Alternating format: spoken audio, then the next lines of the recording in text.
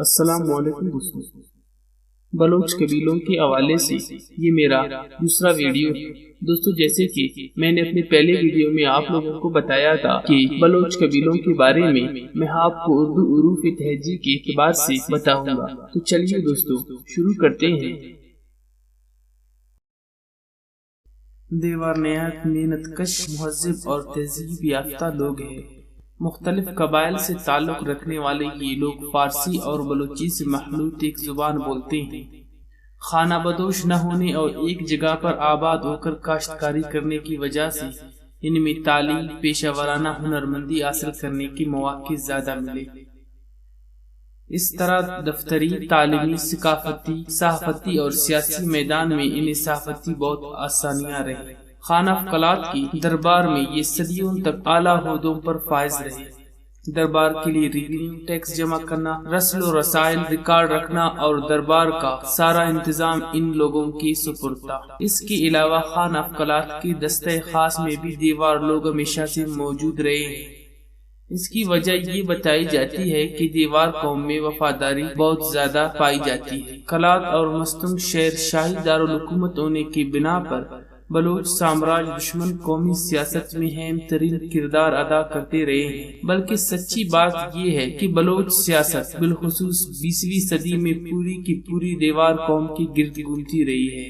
یہ دوسرے بلوچ قبائل کی طرح سالانہ سردیوں میں میدانی علاقوں کی طرف ہجرت نہیں کرتے ہیں۔ یہ لوگ خانہ قلات کو ایک مناسب فوجی دستہ بھی مہیا کرتے تھے اور قبائلی باغیانہ سرگرمیوں میں خانہ قلات کی امداد بھی مال اور افراد کی صورت میں کرتے رہے ہیں۔ روایت یہی ہے کہ احمد زیوں نے دیواروں کی مدد سے قلات کی حکومت حاصل کر لی تھی۔ انہوں نے قلات کے گورنر کو، جو مندو کہلاتا تھا، قتل کر کے میر ابراہیم کو قلات کا مسند پیش کر دیا اور اس نے اپنے پوتے میر حسن کو دیواروں کے حوالے کر دیا تاکہ قلات کا تخت اس کے حوالے کر دے۔ دیواری آبادی دو حصوں پر مشتمل ہے، ایک حصہ قلات اور دوسرا حصہ مستنگ میں بودوباش رکھتا ہے، اور ہر حصے کا ایک سربراہ ہوتا ہے جس کی حیثیت ایک قبائلی سردار کی ہوتی ہے۔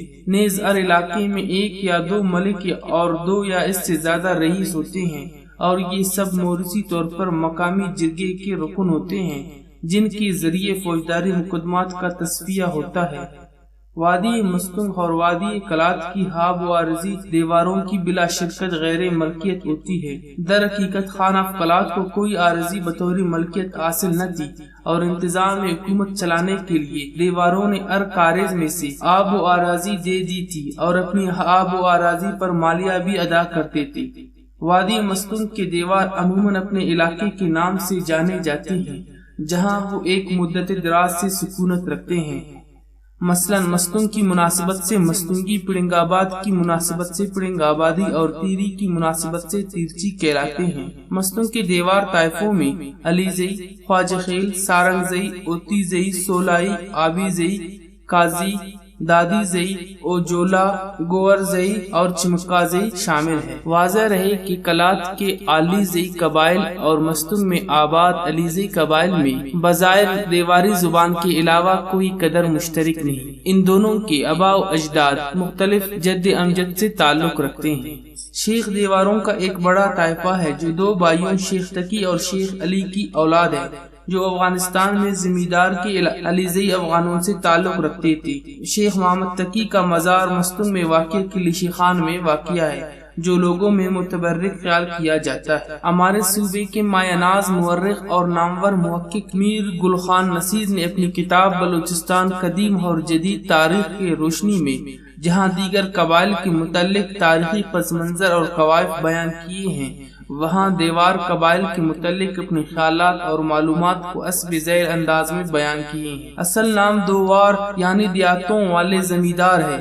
دوسرے بلوچ چونکہ عموماً پہاڑوں اور وادیوں میں رہنے والے خانہ بدوش ہوا کرتے تھے، اس لیے ان لوگوں کو جو دیہات میں رہ کر کاشتکاری کیا کرتے تھے وہ وار یا دیوار کہا جاتا تھا۔ یہ قبیلہ اپنے ارد گرد دیگر قبائل کی نسبت زیادہ تہذیب یافتہ اور علم سے آشنا قوم ہے۔ دیوار اگرچہ آج کل ایک مخصوص قبیلہ ہے لیکن ابتدا میں ایسا نہ تھا۔ اس میں عرب و بلوچ یا خانہ بدوشانہ زندگی ترک کر کے اور کچھ زمین خرید کر بحیثیت کاشتکار دیہات میں آ کر آباد ہوتا تھا دیوار کہلاتا تھا۔ اس لیے اس قبیلے میں مختلف سمت سے آئے بلوچ بلکہ افغان قبائل کے لوگ شامل ہیں جو مجموعی طور پر دیوار کہلاتے ہیں اور باہمی غم و شادی میں شریک اور جت بند ہے۔ یہ قبیلہ زیادہ تر مستنگ اور قلات میں آباد ہے، البتہ ایرانی بلوچستان میں ان کی تعداد زیادہ ہے۔ ان کی ذلی طائفے مندرجہ ذیل ہے: علی زئی، خواجہ خیل، تیرچی، شیخ، سارنگ زئی، زرخیل، آبی زئی، ہیبت زئی، یوسف زئی، محمود زئی، توران زئی، بڈھا زئی، سنجر زئی، مندو زئی، اوتی زئی، دادی زئی، ڈاڈر زئی، کیرام زئی، چمکا زئی، قاضی، سولائی اور ملا زئی شامل ہے۔ قلات کی دیواروں کے 5 مشہور طائفے ہیں: کابل زئی، مغل زئی، آلی زئی، ڈوڈک زئی اور رئیس توک شامل ہے۔ دیوار بلوچوں کا واحد قبیلہ ہے جو اگرچہ ساروان کے براوئی قبائل میں شمار ہوتا ہے لیکن براوئی کے علاوہ اپنی ایک جداگانہ زبان بولتا ہے جو قبیلے کی نسبت سے دیواری کہلاتی ہے اور فارسی اور بلوچی کی ملاوٹ سے بنی ہے۔ اس قبیلے نے بھی جنگ مشہد میں دیگر بلوچ قبائل کے ساتھ شامل ہو کر داد شجاعت حاصل کی اور ان کے کئی نامور افراد میدان جنگ میں شہید ہوئے، جن کی خون بہا کے حوض نوری نصیر خان نے کچی کے علاقہ احمد پور بالا ناڑی میں ان کو کئی موضوعات بطور انعام عطا کیے۔ ان میں سے بعض دیات اب بھی دیواروں کے قبضے تصرف۔ دریشک رند شاخ کا یہ قبیلہ دریشک کو سلمان کے قبیلوں میں سب سے بکھرا ہوا قبیلہ ہے، جس کے گاؤں زیادہ تر دریائے سندھ کے کناروں پر واقع ہے۔ پہاڑ میں ان کا کوئی قابل ذکر ٹھکانہ نہیں۔ یہ قبیلہ ڈیرہ غازی خان، ڈیرہ اسماعیل خان کے علاقے تک محدود ہے۔ اکا دکا گھرانے سندھ میں بھی ہوں گے۔ یہ وہ رند ہے جن کا دعویٰ ہے کہ وہ جلال خان کے بیٹے اوت کی اولاد ہے۔ دریشک کے لفظی معنی مضبوط کے ہیں۔ ان کا صدر مقام راجن پور کے قریب اسنی ہے۔ دشتی دشت سے دشتی نکلا ہے۔ سرحد کے پاکستانی اور ایرانی دونوں اطراف یہ لوگ موجود ہیں۔ مری قبیلے میں ایک ذلی فرقہ بھی اسی نام سے موجود ہے۔ اس کے علاوہ مظفر گڑھ، ڈیرہ غازی خان، ڈیرہ اسماعیل خان اور شاہ صدر الدین میں چین کے تینوں نقطے حذف ہو کر ایک بڑا قبیلہ دستی موجود ہے۔ ڈومکی یہ قبیلہ بنیادی طور پر ایرانی بلوچستان کے ڈومبک دریا کے علاقے سے متعلق ہے۔ مری قبیلہ میں بہت ہی شیریں پانی کا ایک چشمہ ہے، اسے ڈومکا آف کہتے ہیں، مگر ہماری احساس کمتری کو کیا کہیے کہ ڈومبک دریا اور ڈوم میراثی کے تلفظ کی یکسانیت کی وجہ سے آج ڈومکی کے پڑھے لکھے لوگ اپنے خوبصورت نام سے بے کو چوری چھپے اٹھا دیتے ہیں۔ یہ لوگ ایران کے علاوہ سندھ میں جیکم آباد، کشمور اور بخشا پور میں بھی رہتے ہیں، مگر ان کا اصل علاقہ لیڑی ہے۔ یہ رند قبیلہ مشرقی سلیمانی بلوچی بولتا ہے۔ بلوچوں اور ان کے قبائل کے بارے میں تاریخی معلومات رکھنا اس قبیلے کی موروثی ذمہ داری رہی ہے۔ کہتے ہیں کہ ان کے پاس دفتر علم الانصاب موجود ہے جو 1840 میں جنرل ایشیاٹک سوسائٹی بنگال میں شائع ہوا تھا۔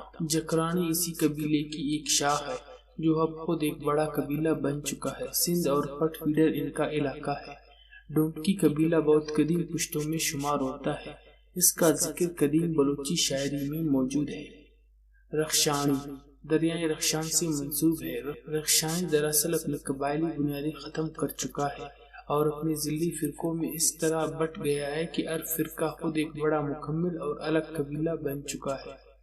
خاران، راسکو، نوکنڈی، دالبندین، نوشکی، مکران افغانستان، ایران یعنی سیستان، خراسان اور ترکمانستان ان قبائل کے وطن ہیں۔ اس اتحاد میں سیاباد، بادینی، جمالدینی، ریکی، نوشیروانی، ماندائی اور نوتی زئی شامل ہے۔ یہ بہت بڑا اتحاد ہے۔ یہ شتر پال بھی ہے اور کاشتکاری بھی کرتے ہیں۔ بلوچستان میں سیاست اور ادب و صحافت کے میدان میں بادینی اور جمالدینی کا اہم مقام ہے۔ رخشانی کا ذلی شاخ ریکی زائدان کے جنوب مغرب میں آباد ہے۔ ان کا علاقہ تفتان کے پہاڑوں کے شمالی دامنوں تک پھیلا ہوا ہے۔ لادیز اس قبیلے کا مرکز ہے جہاں ریکیوں کا موروثی سربراہ رہتا ہے۔ ان کی اکثریت مویشی بانی، شتر بانی اور قالین بانی سے متعلق ہے۔ یہ لوگ جماز نامی اچھی نسل کے اونٹ پالتے ہیں۔ عورتیں عمدہ قالین بنتی ہیں۔ ان کا جو حصہ لادیز، گلہار، میرآباد کی زرخیز زمینوں میں آباد ہے وہ کاشتکاری کرتا ہے۔ یہ 32 قبائلی گروپوں میں تقسیم ہوتے ہیں۔ رند کو اکثر بلوچ قبیلوں کا سرچشمہ جانا جاتا ہے، بالخصوص مشرقی بلوچستان کے بڑے بڑے قبیلے رند کی مشترکہ جڑ کی شاخوں کی حیثیت سے خود کو پہچانتے ہیں، مثلاً بزدار، گشکوری، عمرانی، جکرانی، کیسرانی، مزاری، مستوئی، نوشیروانی، رخشانی وغیرہ۔ اسی طرح مری، بگٹی، چانڈیا، اوت، جمالی، بلیدی، ڈنکی، لغاری اور کوسا۔ ڈیرہ غازی خان، ڈیرہ اسماعیل خان، مظفر گڑھ، ملتان، جنگ، شاہپور، سیالکوٹ میں جو رند رہتے ہیں، ان کی مرکزیت اب ختم ہو چکی ہے۔ چندن آر کے یہ ٹوٹے دانے شان ماضی ای کی مشترک میراث رکھتے ہیں۔ سبی کے غلام بولکوں کا بھی یہی حال ہے۔ میر چکر خان اور اس کا پورا حید رندی حید کہلاتا ہے۔ تاریخ بلوچستان کا ایک پورا باب اس عہد سے وابستہ ہے۔ رند نے بے شمار بلوچ قبائل کو جنم دے کر اپنا اصل نام آج تک برقرار رکھا ہوا ہے، اور سبی و شوران میں آج بھی رند کے نام سے ایک قبیلہ موجود ہے جس کی ضلعی شاخیں دہلی کے آس پاس رند ملیں گی۔ ایرانی بلوچستان، پنجاب اور سندھ میں یہ قبیلہ اپنے نام سے وجود رکھتا ہے، مگر یہ بلوچ قوم کی ابتدا ہرگز نہیں۔ بلوچ ان سے بہت بہت قدیم قوم ہے۔ رودینی، اس قبیلے کا صدر مقام تو سوراب میں ہے، مگر یہ کردگاب میں بھی رہتے ہیں۔ چھوٹا قبیلہ ہے، لہذا اثر و اختیار کے لحاظ سے بہت کم حیثیت رکھتا ہے۔ عمودی طور پر بروہی بولتے ہیں، مگر شہروں کے قریب ہونے کی وجہ سے باہمی میل ملاپ کے سبب بہت سے لوگ بلوچی بھی بولتے ہیں۔ رئیس، کیچ، پنجگور اور باہوں میں آباد زراعت سے وابستہ قبیلہ ہے اور حاکم گروہوں میں شمار ہوتا ہے، حالانکہ تعداد اتنی زیادہ نہیں۔ ریسانی، بلوچوں کا تعداد کے لحاظ سے چھوٹا مگر رتبے کے لحاظ سے بڑا قبیلہ ہے، جس کا اصل پیشہ آباد کاشتکاری ہے۔ اگر رئیس اور ریسانی ایک ہی قبیلہ ہے تو اس قبیلے کا اصلی اور بڑا حصہ رئیس مکران میں آباد ہے۔ یہ قبیلہ کلات کی خانی کے حید میں ساروان کے پورے علاقے کا ایک لحاظ سے انچارج ہوا کرتا تھا۔ سرداران ساروان ایک بہت بڑا منصب ہوتا تھا جو ان کے سرداروں کو حاصل تھا۔ کانک، مستونگ، کچی اور کوئٹہ ان کے علاقے ہیں۔ زیادہ تر زراعت سے وابستہ یہ قبیلہ بہت بکھرا ہوا ہے اور ہر ضلعی فرقہ بذات خود ایک الگ اور مکمل قبیلہ لگتا ہے۔ ان کا صدر مقام کانک ہے۔